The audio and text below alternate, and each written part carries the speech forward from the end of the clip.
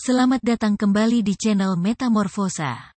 Tempat kita belajar bersama seputar kerajaan sorga dan kebenarannya dalam kehidupan sehari-hari. Sebelum kita lanjut, silahkan teman-teman like, subscribe dan bagikan agar semakin banyak orang yang gemar belajar.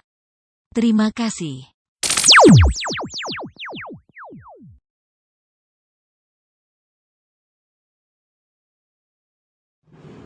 Kejadian pasal 1 ayat yang ke-26 adalah literatur pertama dan tertua yang menyingkapkan setidaknya dua hal.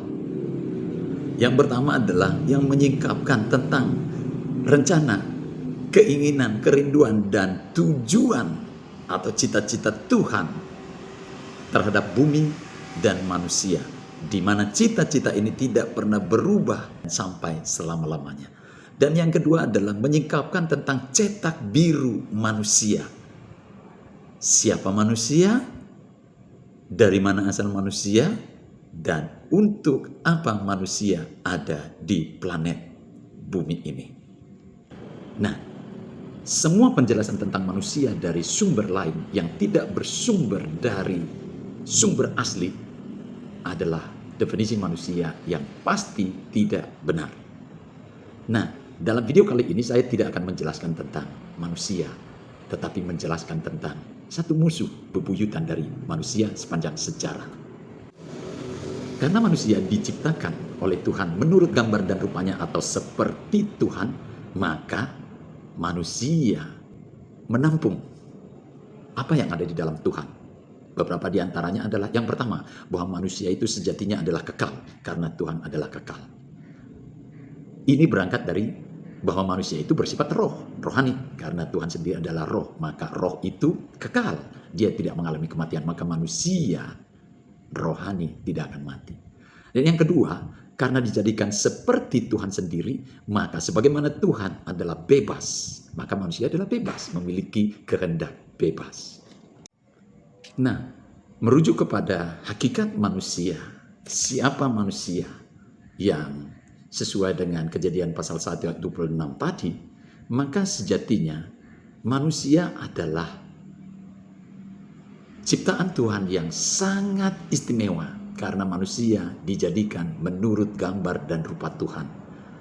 Itu artinya manusia itu sejatinya adalah makhluk rohani karena Tuhan itu bersifat rohani, dia tidak bersifat fisik.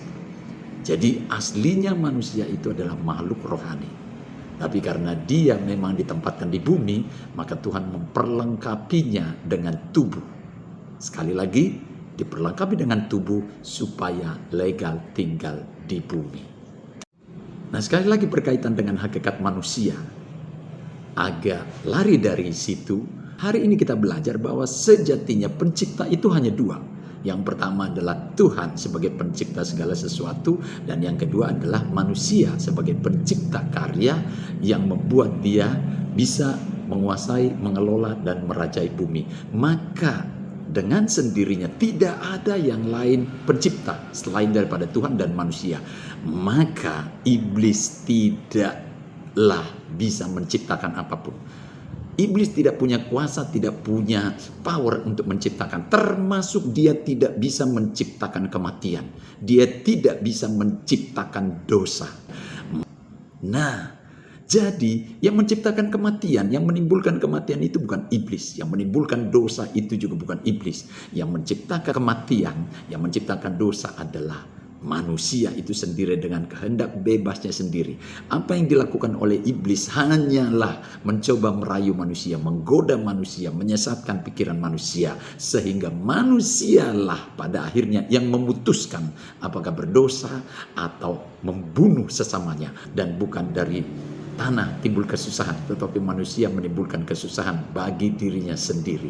Manusialah yang akhirnya memutuskan, dan bukan dari tanah timbul kesusahan. Apakah ikut rayuan iblis untuk berdosa? Apakah ikut rayuan iblis untuk atau menciptakan perang? Jadi benar juga apa yang dikatakan oleh Tuhan melalui Nabi Hosea pasal 4 ayat 6. Dia berkata begini, umatku binasa karena mereka bodoh. Jadi umat Tuhan itu binasa bukan karena iblis, bukan karena setan.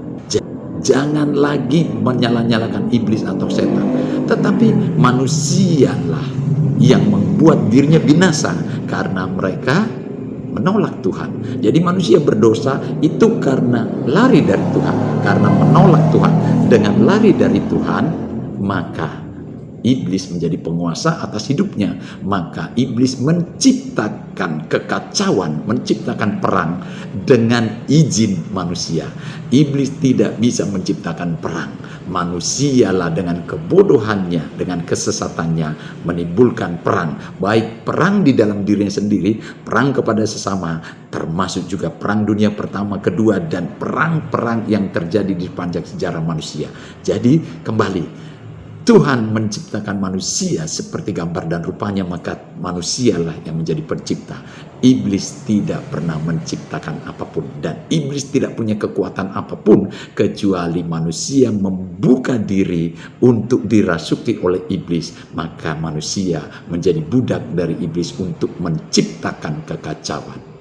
Mari kita senang belajar firman Tuhan. Tuhan memberkati.